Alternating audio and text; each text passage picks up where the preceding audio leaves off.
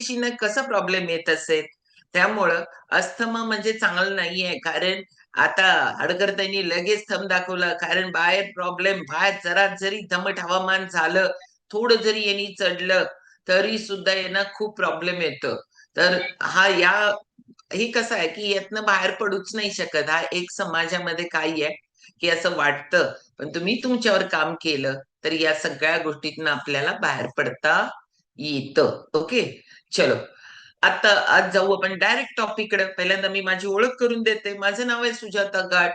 आणि पहिल्यांदा कृषी दिन जो 1 तारखेला झाला, पण आपल्याला त्या दिवशी फक्त थोडा कमी वेळ होता आणि तेवढ्यात तो टॉपिक संपणार नव्हता, म्हणून आपण आज घेतलाय. त्यामुळं कृषी दिनाच्या त्या दिवशी तर शुभेच्छाच दिल्या, पण आज टॉपिक घ्यायला लागलोय म्हणून सगळ्यांना परत. कारण का की रोज निवाळा घेतो आणि याच्यासाठी जी प्रार्थना आहे त्याच्यामध्ये सुद्धा की ऍज ए काय त्याला एक भगवंताचं स्वरूपच दिलंय. तर आपण सगळेजण पहिल्यांदा एकदा कृतज्ञता आपल्या मनामध्ये एक अन्नाचा निवाळा घेतल्यानंतर यायलाच पाहिजे. कारण त्याच्या पाठीमागं शेतकऱ्याचे खूप कष्ट असतात. भलेही तुम्ही त्याला पैसे देऊन आणता, माहिती आहे, पण तुम्ही पैसे देऊन आणला तरी सुद्धा त्याच्या पाठीमागं अतोनात कष्ट त्या शेतकऱ्याचे असतात. आणि मी माझी ओळख देते. माझं नाव सुजाता अनिल गाठ, हुपरीवरून आहे. बाय बॅकग्राऊंड म्हणाल तर मी एक महिला शेतकरी आहे. आणि महिला शेतकरी, महाराष्ट्र शासन जिजामाता कृषीभूषण आहे. कृषीभूषण हा पुरस्कार वर्षभरामध्ये 5च महिलांना मिळतो. त्या 5 महिलांमध्ये 2008 साली मला हा पुरस्कार भेटला. असाच नाही भेटत, त्याच्यासाठी खूप सामाजिक काम करावं लागतं. खूप तुम्ही शेतामध्ये म्हणजे आपण म्हणतो ना प्रगतीशील शेतकरी पाहिजे. जुन्या पद्धतीने शेती करणारी लोक आणि त्यांना पुरस्कार भेटतो का नाही. कारण गव्हर्नमेंट बघत असतं तुम्ही देशाच्या संपत्तीत किती भर घालता, तुम्ही तुमच्या उत्पन्न काढून. म्हणजे त्याच्यामध्ये सोशल आहे का, तुम्ही देशाची साधन संपत्ती जी नैसर्गिक आहे त्याची तुम्ही बचत करता का, आणि तुम्ही पशुपालक आहात का. त्याच्यानंतर ह्या वेगवेगळ्या कॅटेगरी आहेत. ह्या सगळ्यांमध्ये आपण बसत असलो तर आपल्याला तो पुरस्कार भेटतो. आणि त्याच्यासाठी नॉमिनेशन खूप लोकांचं असतं, खूप लोकांचं असतं. आणि फक्त अख्ख्या महाराष्ट्रात 5च महिला शेतकरी सिलेक्ट केले जातात. मी पुरस्कारासाठी शेती केली नाही. एकतर ती जबाबदारी म्हणून, पहिल्यांदा वडील लवकर वारले म्हणून मी शेतीकडे माझं लक्ष होतं. खूप लहानपणापासून आम्ही गावचे पाटील, आजूबाजूला शेती आहे सगळी गावाच्या बाजूला, त्याच्यामुळे शेतीची आवड. आम्ही एवढे सगळे भावंड 4 खरं, त्याच्यात मला म्हणजे मलाच आवड म्हणा तुम्ही. आणि त्याच्यामुळं शेतीकडं लक्ष सासरी आल्यानंतर पण हळूहळू ताब्यात घेतली, एकदम नाही भेटली. कारण थोडं थोडं थोडं थोडं आधुनिक शेती करत गेले. आता जवळपास 87 88 89 पासून माझ्याकडे ड्रीप इरिगेशन आहे. म्हणजे 89, म्हणजे आता बघा किती वर्ष झाली. जवळपास 36-37 वर्ष होत आली की माझ्याकडे ड्रीप इरिगेशन आहे. म्हणजे तेव्हापासून आधुनिक शेती करायला लागले. पुरस्कारासाठी नाही केलं, माझं उत्पन्न वाढावं म्हणून हे सगळं करत गेले. पण आजकालची शेती आहे ना, या शेतीमध्ये जी जान लगा के काम केलंय मी. अगदी म्हणजे मला सगळी कामं येतात आणि मी नुसतं येतात नाही, मी ती केल्यात म्हणून मला येतात. मला ऑल सगळं अगदी पाणी पाजण्यापासून सगळं येतंय. मी कायम सांगते, मला सर्व्हायकल स्पॉन्डिलायटिस होता, त्याच्यामुळे मी पाठीवर पंप घेतला नाही, नाहीतर ते एक माझं काम राहिलंय. नाहीतर मी ऑल सगळी शेताची सगळी कामं मला करता येतात. त्याच्याबद्दल सायंटिफिक पद्धतीनं जसं आता हेल्थ बद्दल नॉलेज घेतलंय तसंच त्याच्यामध्ये पण मी घेतलंय. म्हणजे मला एखादा प्लॉट जरी लॉस मध्ये गेला तरी मला स्वतःला असं वाटायचं की मी याच्यामध्ये खूप एज्युकेट झाले. कारण एमएससी अग्री वाल्याला जे नॉलेज आहे तेच मला प्रॅक्टिकल मध्ये, त्यांच्याच गायडन्स मध्ये बरं का, मी ते अपडेट करत होते. आणि त्याचा परिणाम आज तुम्हाला सगळ्यांना वाटतंय की तुम्ही खूप भारी खाता, खूप चांगले पैसे देऊन आणता. पण आजकालची शेती ही इतकी चेंज झाली, इतकी चेंज झाल्या की आम्हालाच हे स्थित्यंतर आहे ना. मी शेती करायला लागल्यापासूनच स्थित्यंतर जे आहे हेच मुळात आम्हाला शॉकिंग आहे. आम्हालाच असं वाटायला लागतं की अरे कसं होणार, नेक्स्ट जनरेशन काय असणार, थर्ड जनरेशन काय असणार. म्हणून या कॉलवर जी लोक ऐकताय, जी लोक हे फ्युअल इनटेक करताय, त्या लोकांनी एकदा शाबासकी घ्या. कारण का की मी प्रयत्न करायला लागले, मी प्रयत्न करायला लागले. मी असंच नाही बसलं की खूप लोकांना ब्लेम करण्यामध्ये. कारण का की 2004 मध्ये मला स्वतःला कॅन्सर डिटेक्ट झाला. लवकर कळाला नाही, सेकंड प्लस थर्डच्या स्टार्टला कळाला.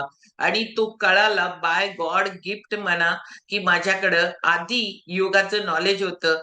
हे सगळे गुरुजनांच्या माध्यमातून माझ्यापर्यंत जे आलेलं नॉलेज होतं, त्याच्यामुळे माझं मन स्ट्रॉंग होतं, मनावर काम करत होते. आणि त्याचाच परिणाम की मन तयार होतं. मी कायम म्हणते, जो प्रॉब्लेम आहे तो स्वीकारा पहिल्यांदा आणि त्याच्यावर काम करा. मला कॅन्सर आहे हे मी स्वीकारलं पहिल्यांदा आणि मी स्वीकारलं. मी माझ्या परीनं द बेस्ट करायचा प्रयत्न करत होते आणि माझ्याकडनं द बेस्ट काय आहे, तर माझा माइंडसेट चांगला, माझं खाणं-पिणं चांगलं आणि मी त्याच्यासाठी काही ना काही करायला पाहिजे. माझी ट्रीटमेंट चांगली आणि मी काहीतरी करत होते, की जे स्पेशल होतं. म्हणजे आम लाईफमध्ये मी रोजचं जगण्यासाठी जे काही खायला लागलोय, हे खाता-खाता मला एक्स्ट्रा बॉडीला प्रोटेक्ट करायला पाहिजे. जर मी आजारी असेल, तर मला त्यातनं बाहेर पडण्यासाठी मी आता रोज जे करतोय, त्याच्यापेक्षा काहीतरी वेगळं करायला पाहिजे. हे मी जाणलं होतं तेव्हाच आणि त्याच्यामुळं मी यातनं बाहेर पडले. कारण मी योग पंडित आहे, योग प्राध्यापक आहे, नॅचरोपॅथिस्ट आहे, योगरत्न आहे आणि गेली 39 वर्ष आम्ही हे लोकांपर्यंत द्यायला लागलोय. नुसताच करत नाहीये, तर लोकांपर्यंत द्यायला लागलोय. आणि ह्याचं आता तुम्हाला मी सांगते, याचं एवढं भीषण वास्तव आहे, की तुम्हाला लक्षात आता येत नाही. कारण तुम्हाला चॅलेंज येत नाही, तोपर्यंत तुम्ही याच्याकडे बघत नाहीये. पण कृषी दिन आहे. कृषी इथं 70% लोक या कृषीवर आधारित आहे. पुरा देशाची अर्थव्यवस्था कोलॅप्स होते जर का दुष्काळ पडला, जर का अतिवृष्टी झाली, तर प्रत्येक व्यावसायिकावर त्याचा परिणाम होतोच. कारण 70% लोक शेतीवर डिपेंड आहेत. आणि सांगायला लय दुर्दैव आहे, की मला कधीही वाटलं नाही, की माझ्या मुलांनी शेती करावी. कारण हे दुर्दैव आहे आणि हेच वास्तव आहे, हे आपल्याला स्वीकारावं लागेल. कारण का की तिथं भयानक कष्ट आहेत, भयानक. तुम्हाला जरा पाऊस पडायला लागला की आपण काय करतो, की घरात बसतो, बाहेर जाणार नाही. गेलो तरी छत्री घेणार आणि पायाला राड कशी नाही लागणार. पाऊस पडायला लागला की तुम्हाला असं वाटायला लागतं, की अरे आता बाहेर म्हणजे आपण म्हणतो किती पडायला लागलाय, किती पडायला लागलाय. आम्हाला वाटायला लागतं किती कमी पडायला लागलाय. कारण याच वेळेला शेतकरी आता बाहेर पडतो. तो बी पेरायला, ते वाट बघायला लागलाय या सगळ्याची आणि त्याला राडीत जायचंय, पावसात जायचंय, हे सगळं काम करायचंय. एक पाय घातला की दुसरा पाय उचलताना किती प्रॉब्लेम येतोय. त्याच्यामुळं हे सगळं त्याला करावं लागतंय. म्हणून मला कधीही नाही वाटलं माझ्या मुलांना शिकायला पाहिजे. माझ्या मुलांनी चांगला जॉब करायला पाहिजे. माझ्या मुलांनी काढला तर एक मोठा व्यवसाय काढायला पाहिजे. ह्या गोष्टी वाटल्या पण कधीही नाही वाटलं आणि अजून पण नाही वाटत, की आपल्या मुलांनी शेती करायला पाहिजे. नाही वाटत. कारण खूप कष्ट आहेत. म्हणजे कष्ट किती पण असू देत, त्याचा मोबदला खूप कमी आहे आणि त्याचा मोबदला हा दुसऱ्यांवर डिपेंड आहे. एखादा व्यावसायिक स्वतःच सोन्याचा आता हे हेमाताईंचा आहे बघा, स्वतःचा सोन्याचा भाव हा फिक्स आहे. हा वर्ल्ड वाईड फिक्स आहे, की इथं किती आहे. तो बरोबर खुलतो त्याच्यावर यांचा व्यवसाय होतो. आज माझ्याकडे टोमॅटो पिकवलाय, तर माझ्या टोमॅटोचा भाव फिक्स नाहीये. मी पिकवलेल्या कांद्याचा भाव फिक्स नाहीये. तो कधी म्हणजे कधी तो चढतो आणि कधी पडतो हे कळत पण नाही. त्यामुळं इथं अनिश्चितता आहे. अनिश्चितता.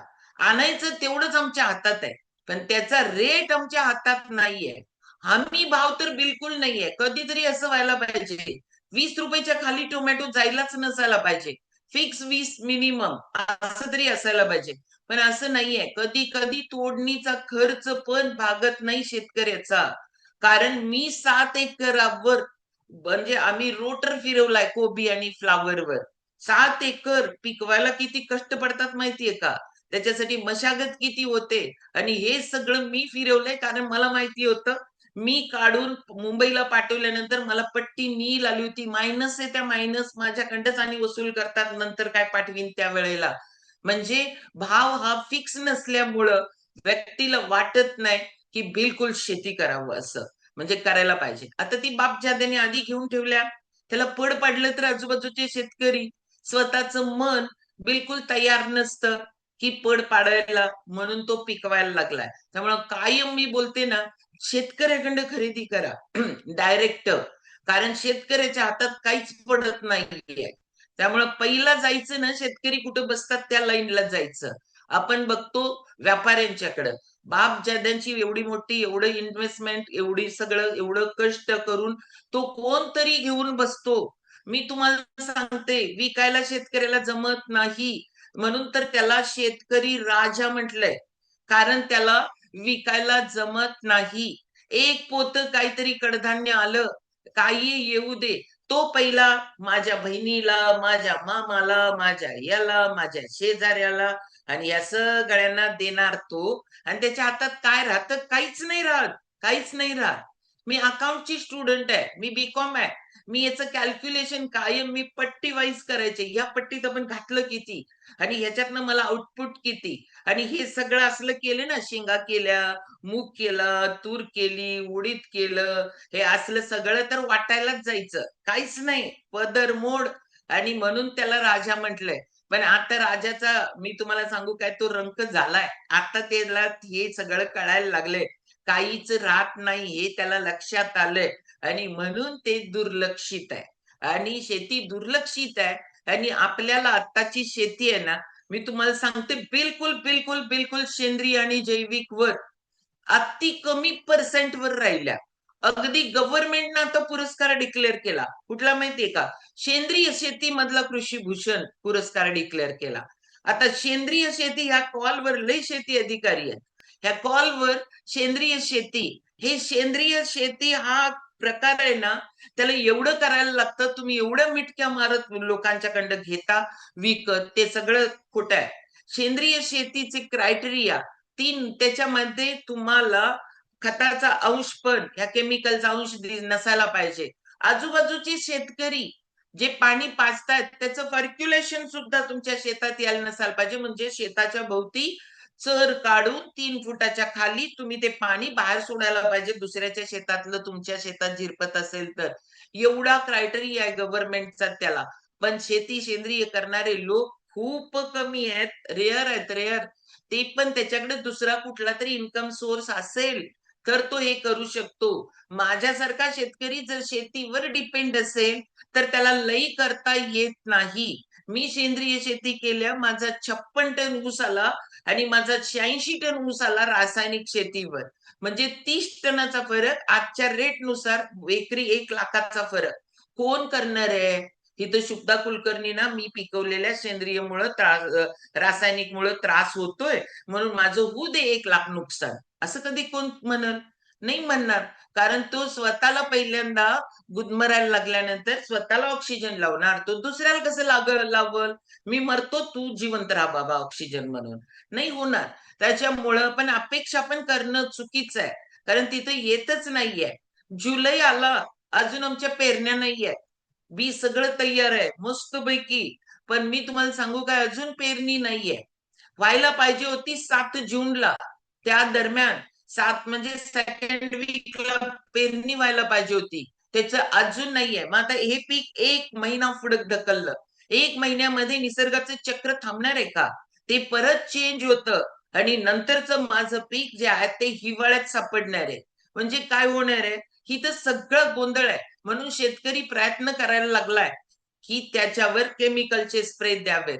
पण ह्याच केमिकलमुळं तुमच्या सगळ्यांच्या शरीरात एक तर प्लास्टिक आणि एक तर तुमचे सगळं हे पेस्टिसाइड आणि फंगिसाइड हे सापडायला लागले. म्हणजे ना, मला शेट्टी सरांनी आज सकाळी लक्षात आणलं होतं की आमिर खानचा एक व्हिडिओ आहे आणि त्याच्यामध्ये ना ह्या पेस्टिसाइडचा आणि फंगिसाइडचा काय उपयोग होतो. आई जे बाळाला दूध पाजायला लागल्या, त्या दुधाचं चेक केल्यानंतर सुद्धा त्याच्यामध्ये पेस्टिसाइड सापडायला लागल्या. आता शेट्टी सरांनी नाव पण मला एंडोसल्फान वगैरे, आता त्याला बॅन आहे आपल्या इंडियामध्ये. खूपशा गोष्टीला बॅन आहे. पण शेतकरी सर्रास वापरतोय, त्याला भेटतंय. कारण एवढी यंत्रणा, तुकाराम मुंडेंसारखा एखादा अधिकारी यायला पाहिजे या सगळ्या ह्याच्यात, म्हणजे मग होणार आहे. कारण का, की खूप खूप खूप प्रॉब्लेम मध्ये आपण आहोत. जागं कधी होणार? बिघडल्यावर का बिघडायच्या आधी? बिघडायच्या आधी जागं व्हा. कारण अतिशय भयावह स्थिती इथं इंडियामध्ये आहे. आता मी खूपशा देशांना, म्हणजे मी ऍक्च्युली मला गव्हर्नमेंटनंच पाठवलं होतं आम्हाला 4 देशांच्या ऍग्री व्हिजिटला. आता आपण त्याच्यामधलं तिथला आणि इथला फरक बघू. सगळ्यात मोठा फरक आहे, आपल्याकडे धारण क्षमता खूप कमी आहे. म्हणजे माझ्या शेताच्या भोवती, आता रामसर ऐकत पण असतील, माझ्या शेताच्या भोवती 4 सरीवाला शेतकरी आहे. कुणाच्या 8च सऱ्या आहेत, कुणाच्या 7 सऱ्या आहेत, कुणाच्या 2.5 सरी आहे. 2.5च आहे. एवढ्या सरी. म्हणजे आपल्याकडे काय आहे, धारण क्षमता खूप कमी आहे आणि आमच्या कोल्हापूर जिल्ह्याची तर धारण क्षमता खूपच कमी आहे. त्यामुळे छोटे प्लॉट आहेत शेतकऱ्याचे आणि शेतकऱ्याचे प्लॉट छोटे आहेत. त्याला कारण परत अजून एक आहे, लोकसंख्या. एवढं लोक ना विचार काय करतात कळत नाही. आता ते कोण चंद्राबाबू नायडू, अजून जरा लोक जन्माला घातल्यावर काहीतरी गव्हर्नमेंट देणार, काय येडे. अजून इथं आपल्याला सगळ्यांना एवढं एवढं इथं लोकसंख्या आहे. ह्या एवढ्या मोठ्या लोकसंख्येमुळं इथं ज्या पायाभूत सुविधा आहेत त्याचंच व्यवस्थित नियोजन करता येत नाहीये एवढ्या लोकसंख्येमुळं. आणि मग तिकडं धारण क्षमता त्या लोकांच्या शेती ह्या 200-200, 300-300 एकर.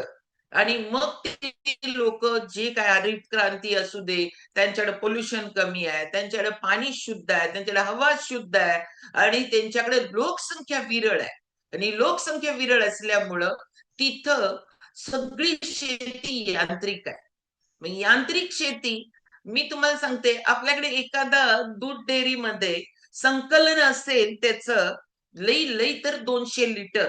आणि या 200 लिटर संकलन करण्यासाठी तो एक शॉप घातलाय, म्हणजे एक त्याचं दुकान आहे. त्याच्यामध्ये मशिनरी आहेत, बरोबर. त्याच्यानंतर तिथं 2 कामगार आहेत, दूध घ्यायला, दूध द्यायला 2 असतील, एक लिखाण करायला आहे, म्हणजे 3 कामगार आहेत. आणि संकलन असेल लई तर 2 लिटर. गाठ सरांनी तिथं व्हिडिओ केलाय, की फक्त 600 लिटर दूध 2.5 मिनिटात गाडी आली. 2.5 मिनिटात गाडी आली. 600 लिटर दूध तिनं त्या गाडीत घेतलं. त्या शेतकऱ्याला काय पनीर पाहिजे होतं, काय होतं, त्याचा बॉक्स सरकवला तिथं आणि ते दूध गेलं. 2.5 मिनिटात 600 लिटर दूध त्यांनी कलेक्ट करून गाडी गेली. पण ना बोलणं, ना भाषा, ना काय. आलं मशीन, डायरेक्ट त्यांचं दूध सगळ्या गायींचं सगळं कलेक्ट होत होतं. प्रत्येक गाय किती दिल्या त्याचं कॅल्क्युलेशन होतं तिथं. मशीन लावलं, एकाच ठिकाणी कलेक्ट झालं. प्रत्येक गायीचं मॅप तिथं तयार होतं आणि त्याच्यानुसार 2.5 मिनिटात येऊन ती घेऊन गेली. किती एनर्जी वाचली, किती पैसा वाचला. मग का, की हे यांत्रिकीकरण तिथं जबरदस्त आहे. तिथं गव्हर्नमेंटची व्यवस्था त्या लोकांसाठी खूप चांगली आहे. आम्ही एक एवढ्या मोठ्या शेतकऱ्याला व्हिजिट करायला गेलो. त्या शेतकऱ्याचं स्वतःच तिथं विक्री व्यवस्था आहे. आता मी ऍज अ शेतकरी, मी फॉरेन भाज्या पण पिकवल्या, पण विक्री व्यवस्था ठेवल्या का? नाही ठेवली. कारण का, की मी विकायला गेलो तर माझ्याकडं पिकवायला मी कमी पडणार आहे आणि मी पिकवत बसलो तर मी विकू नाही शकत. मग ही आपली इकडची व्यवस्था आहे. मग आपली ही तर अडथळे कुठे आहेत? फक्त आणि फक्त आपल्या माइंडसेट मध्ये आहे. गव्हर्नमेंट आणि गव्हर्नमेंट म्हणत नाही आपण बसायला पाहिजे. आपण ज्या गोष्टी करायला पाहिजे त्याच करत नाहीयेत, कारण का, की आपण डिपेंड राहिलोय. कुणीतरी सुरुवात करायला पाहिजे, त्या गोष्टी आपण करत नाहीये. साधी सुरुवात मी म्हणते, शेतकऱ्याकडं भाजीपाला खरेदी करा. गव्हर्नमेंटचं धोरण आहे डायरेक्ट शेतकरी टू डायरेक्ट ग्राहक. पण तिथे डायरेक्ट ग्राहकाला पुरवण्या एवढे शेतकरी ह्याच्यामध्ये येत नाहीयेत, कारण त्यांच्याकडे गाडी नाहीये, त्यांच्याकडे हे सगळं करायला यंत्रणा नाहीये. एखादी शेतकऱ्यांचा ग्रुप करून शेतकऱ्यांसाठी खूप गव्हर्नमेंट करायला तयार आहे. पण हे सगळं करायला शेतकऱ्याला पिकवणार कधी आणि करणार कधी हे त्याला जमत नाहीये. एवढी एकी नाहीये, एवढं बॉन्डिंग नाहीये आपल्यामध्ये. एक शेतकरी जर 40-100 टन ऊस काढतोय, तर तो दुसऱ्या शेतकऱ्याचे 100 निघल म्हणून तो सांगतच नाहीये काय करतोय ते. मी एवढं बघितलंय, एखाद्या शेतकऱ्याचा लय भारी प्लॉट आला, तर आम्ही त्याला व्हिजिट करत होतो. त्यांनी त्यांची औषधाची पाकिटं सुद्धा जमिनीत घालायला लावणार गड्या माणसांना आणि आम्ही बरोबर प्लॅन करणार. त्या गड्यालाच विचारायचं, "काय-काय बाबा, काय-काय केलंय? कधी-कधी केलं? काय-काय केलं?" हे सगळं. म्हणजे काय आहे, ही ही मेंटॅलिटी आहे, ही आपली चेंज करायला लागणार आहे. हे जोपर्यंत आपल्याकडं होणार नाहीये, तोपर्यंत आपल्याला जे पाहिजे अपेक्षित ते भेटत नाहीये. एवढं पोल्युशन कमी आहे मी तुम्हाला सांगते तिथं. काहीच नाहीये. नद्यांच्या वरनं जाताना तुम्हाला नद्यांचा तळ भेटतोय. त्या पिकाला किती भारी वाटत असेल विथआऊट पोल्युटेड पाणी पिताना. ते पीक किती भारी येत असेल. कारण एवढं म्हणजे आणि आम्ही आता म्हणजे आम्ही ॲज अ शेतकरी आता मला अजून एक 30 झाडं लावायची आहेत आंब्याची. मी आणल्यात आता थोडी. ओके. आणि 30 झाडं लावणार आहे. तर मी गाटसरांना म्हटलं, "एक नारळाचं झाड 4 वर्षात फळं देणार आहे." त्याची ॲक्चुअली त्या नर्सरीत 2 वर्ष झाल्यात, 2 वर्षात देणार आहे. मी स्वतःच त्यांना म्हटलं, "एवढं आपण ₹1000 ते झाड आणणार आहे. त्यातलं नारळ येणार आहे का आपल्याला?" कारण का, की आपल्याकडे चोरा-चोरीचं प्रमाण एक लई आहे. पशूंचा पण अटॅक लई आहे. मग मीच त्यांना काल बोलले, की "आपण तेवढं करायला लागलोय. साधं लावूया ना झाड, काय प्रॉब्लेम आहे?" म्हणजे काय, की हे तिथं रोडवर एक टोमॅटोचं झाड होतं. त्या रोडवरच्या टोमॅटोच्या झाडाला खालून वरपर्यंत टोमॅटो लागले होते आणि खालचे एकदम रेड, त्याच्यानंतरचे ते थोडेसे पिंकिश, त्याच्यानंतर येलो, त्याच्यानंतर ग्रीन असं करत ती माळ.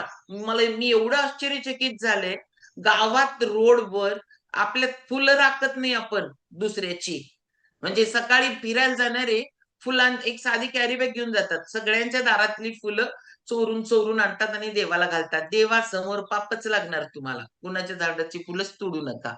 कारण तुम्हाला काय वाटतंय चोरून घातलेलं फुल तुम्हाला मानतंय व्हय? ही मेंटॅलिटी आपली चेंज व्हायला पाहिजे. ही जोपर्यंत चेंज होणार नाही तोपर्यंत देश पुढेच जाणार नाही. आणि शेतकऱ्याला कधी वाटणारच नाही शेती करावं म्हणून. कारण का की हीच मेंटॅलिटी तिथं पण आहे. तिथं पण रखवालीला घालायला लागतंय. आणि तिथे ॲपलची एवढी शेती, एक पण शेतकरी तुम्हाला शेतात दिसत नाही. आणि एक पण चोरी होत नाही. हे कधी होणार आपल्याकडं? होणार. आपल्याला काय आपण पण भगवंताचाच अंश आहोत ना. आपल्याला पण वाटतंय. पण ही 18-20 वर दारिद्र्य जोपर्यंत आपल्या पोटात आहे, तोपर्यंत आपल्या हे होत नाही, हे होत नाहीये म्हणजे ते लोकं मनापासून करतात का नाही. एक तर अज्ञानामुळं आणि एक तर स्वतः देवाला फुलं तर चोरू नये. या कॉलवरचे 482 लोक आहेत. बिलकुल दुसऱ्याच्या दारातली फुलं तोडू नका, पानं तोडू नका. कारण काय आहे, की हे आपण करायला लागलोय, ही चोरी आणि मग आपल्याला काय नेक्स्ट जनरेशन शिकवणार? त्याच्यानं पुण्य लाभत नाही. मग आज कुठला गणपतीचा वार, मग कुणाच्यातलं तर जास्वंद तोडून आणलं आणि घातलं. तुम्हाला काय वाटतंय देव पावतोय होय? तुम्हाला नाही पावत. हीच कंडिशन आहे शेतीची पण. त्याच्यामुळं शेती मागं पडल्या. एवढं क्लास तिथे विक्री व्यवस्था आहे, मी तुम्हाला सांगते. नुसतंच विक्री व्यवस्था नाही आहे, तर त्याच्यावर प्रोसेसिंग युनिट आहेत त्यांचे. म्हणजे मी दूध उत्पादक आहे, तर माझं दूध उत्पादकाबरोबर मी मध उत्पादक आहे, मी अजून कुठलं उत्पादक आहे, तर माझं त्याच्यावरचे प्रोसेसिंग युनिट आहेत छोटे-छोटे आणि त्याच्यावर ते विकलं जातं. म्हणजे मध उत्पादक स्वतः मध विक्री व्यवस्था आहे त्यांची. मग आपल्याकडं मगच पैसे मिळतात ना, नाहीतर कसं भेटणार? त्यामुळं इथं ही पश्चात विक्री व्यवस्था आणि पश्चात प्रोसेसिंग युनिट आपल्याकडे नाहीये.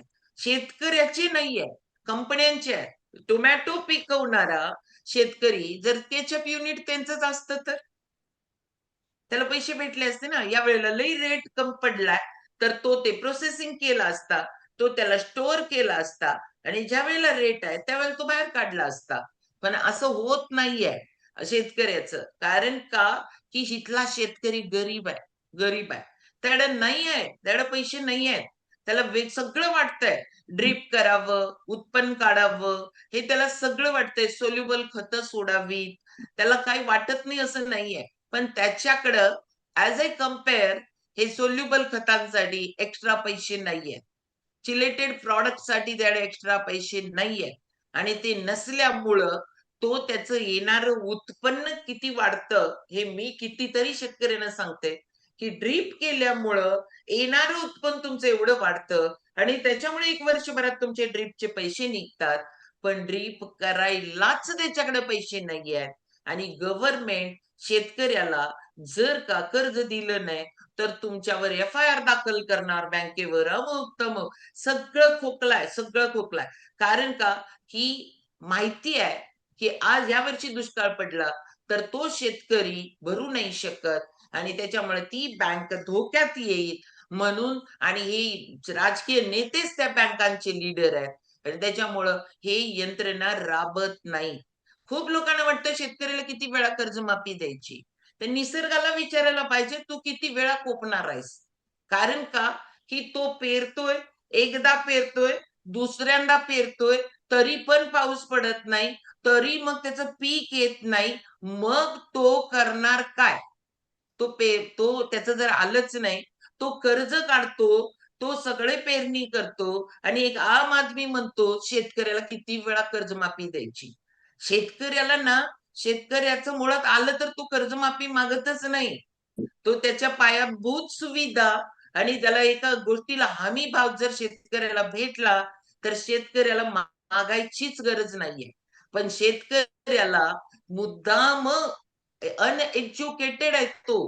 तो एज्युकेटेड नाही आहे आणि म्हणून त्याच्याकडे दुर्लक्ष आहे आणि म्हटलं जातं, की 70% आपल्याला आपल्या देशात 70% गरिबी हटवायची असेल तर शेतकऱ्याला उभं करावं लागेल. शेतकरी जोपर्यंत उभा राहत नाही ना, तोपर्यंत तुम्हाला शुद्ध अन्न भेटणारच नाहीये. आम्हाला मस्त आतनं वाटतंय, की नको करायला रासायनिक, नको घालायला एवढं, नको द्यायला स्प्रे याच्यावर. हे सगळं वाटत असतंय. पण हे सगळं वाटणं जेवढं सोपं आहे ना, तेवढं त्या ॲक्शनमध्ये येत नाही. तणनाशकचा स्प्रे द्यायला नको म्हणतात. माझे धीरच माझे वाटं करायला सांगतात, अजिबात तणनाशक मारायचं नाही. कामाला लोकच येत नाहीत. लोक आले तर त्यांचं काम होत नाही आणि त्यांनी केलेल्या कामावर त्याला परवडत नाही. हे चक्र आहे आणि आता हे ना तुम्ही बदलू शकणार आहे, ना आम्ही बदलू शकणार आहे. कारण किती लोकांना वाटते तुमचं नेक्स्ट जनरेशन आता शेतावर कामाला जाईल म्हणून. कुणाला वाटतं मलाच वाटते माझ्या पोरांनी नको बाबा करायला. तसं आत्ताचं नवीन जनरेशन पायाला माती लागू देईना झालंय आणि त्यांनी काय करणार आहेत विचार करा जरा दाहकता किती आहे पुढं. एक तर यांत्रिकीकरण यायला एवढी-एवढी शेती आहे. कसं करणार? आणि एक तर नाही करावं. कुणाला वाटतंय रोज शेण थापावं, शेण काढावं, जनावरांनी घालावं. ते एक शेपूट हलवलं की नाही अंगाला लागलं, दिवसभर त्याचा वास राहतोय. किती वेळा बदलणार आहेत? प्रत्येक वैरण घालायला बदलणार आहे, प्रत्येक वेळेला पाणी पाजताना बदलणार आहे, भरडा ठेवताना बदलणार आहे, 2 वेळा धार काढताना बदलणार आहे. किती कपडे बदलणार तुम्ही? नाही बदलू शकत. त्यामुळे त्या याच्यात राहावं लागतंय. म्हणून म्हणते डेअरीतलं दूधपेक्षा जो शेतकरी दूध देतोय त्याला ₹2 ज्यादा द्या. कारण तो शुद्ध देतोय. घातला त्याला परवडत नाही म्हणून पाणी घालत असेल. मला माहिती नाही. मी कधीच घालू दिलं नाही. पण पाणी घालत असेल. पाणीच घातलंय केमिकल तर घातलं नाही. त्यामुळे तुम्ही आणून डेअरीतनं खायला लागलाय सगळे केमिकलच खायला लागलाय. अति भयानक वास्तव आहे आणि ही भयानक वास्तव ना तुम्हाला बदलता येणार आहे, तुम्हाला काय करावं लागणार आहे. तुम्हाला फक्त करावं लागणार आहे, तुमच्या शरीराची ताकद वाढवावी लागणार आहे. तुमच्या शरीराची ताकद वाढवा. हे सगळं तुम्ही बदलू नाही शकत. माझ्या बाप-दादाची, माझ्या सासू-सासऱ्यांची शेती आहे. तरी पण मला करता येत नाहीये. कारण मला करता आलं असतं, तर मग मी केलं असतं. मला माझ्यापुरतं गहू पिकवता येतो, ज्वारी पिकवता येतं, मला हे सगळं करता येतं. पण मी करू नाही शकत. कारण मी ज्वारी लावल्या आणि माझ्या आजूबाजूला सगळ्यांनी ऊस लावलाय. त्या ऊसावर एवढी चिमण्या बसतात सगळ्या, माझा ज्वारी पूर्ण संपवणार आहे.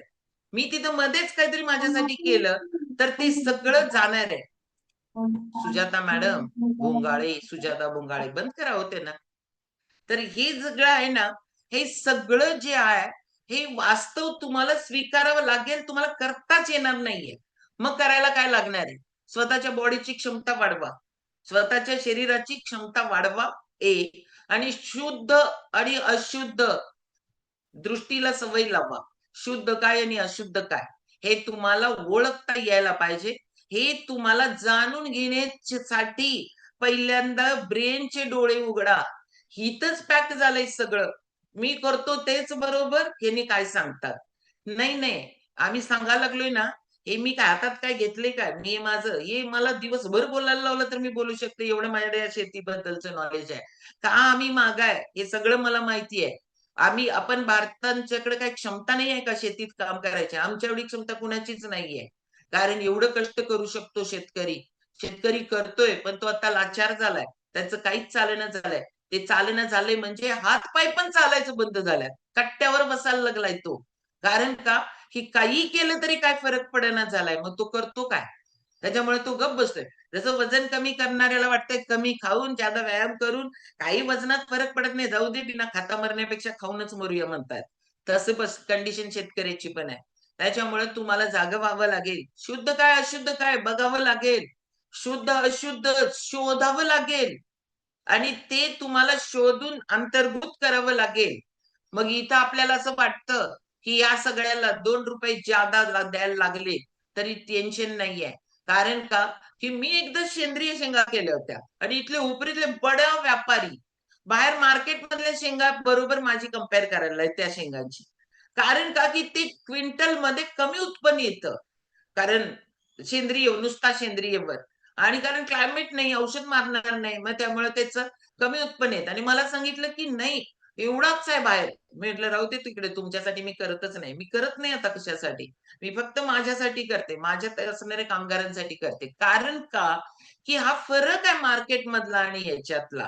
म्हणजे आज माइंडसेट तुमचा बदलावा लागेल. तुम्हाला चांगल्यासाठी ₹2 जादा खर्च करायला लागेल. कचरा घेऊन खाणार का चांगलं घेऊन खाणार? शोधात सगळं सापडेल तुम्हाला. सेंद्रिय शेतकरी आहेत ना, एकतरी गूळ उत्पादक आहे. 4 एकर शेती विकलाय त्याने पूर्ण सेंद्रियवर आणण्यासाठी. ₹150 किलोने त्याचा गूळ खरेदी करते मी. आणि किती वर्ष गेली 30 वर्ष झालं त्यांच्याकडनं गूळ घ्यायला लागलोय. कारण त्या माणसानं फक्त सेंद्रियसाठी सर्टिफाईड आहे, गव्हर्नमेंट सर्टिफाईड आहे. तर त्याच्यासाठी त्याला 4 एकर विकायला लागले सेंद्रियवर राहण्यासाठी. असे लोक नंबरला असतात सकाळी. आणि इथनं बेळगावात आहे. बेळगावात एकदा मी इथनं बेळगावला गेलो आणि मला 3.5 किलो गूळ दिला फक्त. म्हणजे काय आहे, घ्यायला पाहिजे आपल्याला, सिलेक्ट करायला पाहिजे. माझी बॉडी काय कचराकुंडी आहे का? नाही. आणि आम्ही लोकं या कॉलवर आता जेवढे लोक आहेत ना, जे लोकं स्वतःच्या शरीरावर काम करायला लागलेत, स्वतःच्या मनावर काम करायला लागलेत. मी तर मला स्वतःला लई भाग्यवान समजते. कारण माझ्या लाईफमध्ये हे एवढं बेस्ट न्यूट्रिशन आलं, हे एवढं बेस्ट फ्युअल आलं, की हे तुम्हाला मी सांगते ह्याच्यासारखं भाग्यवान आपण कोण नाही. ऑल सगळं खायला लागलोय, ते अँटिऑक्सिडंट खायला लागलोय. ऑल सगळे प्रॉडक्ट जे खायला लागलोय, ते धान्याचा डी काढलेले खायला लागलोय. धान्याचा डी काढून पेरलं जातं. ते पेरल्यानंतर तुमच्या तोंडाला लागूच तोपर्यंत कुणा मानवाचा टच नाहीये. जगातलं बेस्ट काही आहे, ते सगळं सिलेक्ट केलंय. 350 सायंटिस्टनी त्याच्यावर काम केलंय. सगळंच्या सगळं शुद्ध आणि अशुद्ध अन्न आहे. ह्याच्यामध्ये एक जरी केमिकलचा पार्ट सापडला, तर कंपनी तुम्हाला 50,00,000चा क्लेम देते. एवढा स्ट्राँग. ज्या कापडाचा कलर जातोय त्याच्याबद्दल कोण गॅरंटी देईल का? इथं कंपनी म्हणत्या, की तुम्हाला ह्याच्यामध्ये केमिकलचा पार्ट तुम्ही काढून दाखवा. तुम्हाला 50,00,000चा क्लेम देत्या. अख्खाच्या अख्खा डबा खाल्ला तरी काही होत नाही. मेगा डोसेस लॉ पास आहे. म्हणजे तुम्हाला एवढं सेफ, सेफ, सेफ सगळं आपण खायला लागलोय आणि शुद्ध खायला लागलोय सगळं. ना ह्याच्यामध्ये पेस्टिसाइड आहेत, ना ह्याच्यामध्ये फंगिसाइड आहेत आणि एवढं शुद्ध सात्विक अन्न आपण खायला लागलोय. ॲज अ शेतकरी मला पिकवून खाता येतं ना, पण मला नाही खाता येत हे मला माहिती आहे. मी जाणलंय, ह्याच्यावर केलंय. 350 लोकं आपल्या घरात जे स्वयंपाक बनतं त्याच्यावर 350 लोकं काम केलेत का? ह्याच्यावर 350 सायंटिस्ट आहेत, डॉक्टर्स आहेत, न्यूट्रिशनिस्ट आहेत. एवढं नोबेल मिळवणारे लोक आहेत. एवढं मिळवणारं शुद्ध अन्न खायला लागलोय आणि हे खात असताना ह्याच्यातला एवढा बेस्ट रिझल्ट यायला लागलाय आणि बेस्ट तुम्ही खाणार आहे ते पण बाहेर पडणार आहे. कारण हे सगळे आपण अँटिऑक्सिडंट खायला लागलोय. हे अँटिऑक्सिडंट जे आहेत ना, बॉडी तुमच्यामध्ये जे काही ऑक्सिडेशन होतं, खातो, श्वास घेतो, या दोन्हीमुळं जे काही कचरा तयार व्हायला लागलाय, तो शरीराच्या बाहेर टाकायला मदत करायला लागलाय. एवढं अँटिऑक्सिडंट वालं फूड आपण इनटेक करायला लागलोय. एवढे बेस्ट रिझल्ट क्रिएट करायला लागलोय. लोकाच्या पोटात घालण्यासाठी प्रयत्न करायला लागलोय. लोकाला हात हलवण्यासाठी प्रयत्न करायला लागलोय. हे त्यांनी करणं गरजेचं आहे. कारण तुम्हाला शेतीची व्यवस्था ही जोपर्यंत बदलत नाही, तोपर्यंत तुम्हाला हे करावंच लागणार आहे. कारण तुम्ही कितीही म्हटला, तर मला शुद्ध भेटेल, हे भेटणार नाही. कारण मला स्वतःला वाटतंय, की हे इन फ्युचर अजून बदतर होणार आहे. कोण आता म्हैशी पाळायला उद्या तयार होणार आहे? कोण गायी पाळायला तयार होणार आहे? होणार आहे तुम्ही? नाही होणार आहे. कसं भेटणार सेंद्रिय कर्ब तिथं? नाही भेटणार आहे. आज शेतकरी तणनाशक मारायला लागलाय. पूर्वी तण काढलं जायचं, ते आपल्या मुळाच्या शेतातच ठेवलं जायचं. त्याच्यामध्ये बॅक्टेरिया वाढायच्या, जीवाणूंची संख्या वाढायची. जमीन जिथं तण ठेवलेलं असायचं ते उचललं तर तिथं पोकळ झालेलं असायचं. जीवाणूंची संख्या वाढायची. तेच ते कर्ब पचवायचे, तेच मुळाला द्यायचे. त्याच्यामुळे पीक लई जोमदार असायचं पहिला. आता हे नाही आहे. आता आम्ही तणनाशकच मारायला लागलो. तुम्हाला काय वाटतंय? मी आधीच सांगितलं, कुणाच्या सुना बाहेर येणार आहेत शेतात कामाला? उन्हात येणार आहेत. बाहेर पडताना इथपर्यंत घालता, हे सगळं करतो आपण आणि तुम्हाला काय ऊन लागणार आहे या सुनांना? त्यांच्या चेहऱ्यावर जरा जरी एवढं कुठं उन्हानं काय झालं, टॅन झालं, तर किती प्रयत्न करतात. सगळ्या गोष्टी सोडा.